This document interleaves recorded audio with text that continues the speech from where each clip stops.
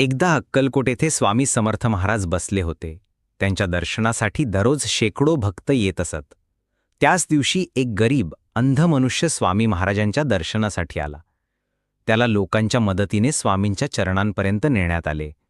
त्याने स्वामींना साश्रुपूर्ण नजरेने नमस्कार केला आणि म्हणाला, स्वामी, माझे जीवन अंधारात गेले.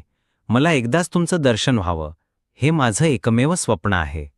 स्वामी महाराज क्षणभर त्याच्याकडे पाहत शांत राहिले. मग त्यांनी जवळचं थोडं गंध म्हणजेच चंदन घेतलं आणि त्या अंधाच्या डोळ्यांवर लावलं.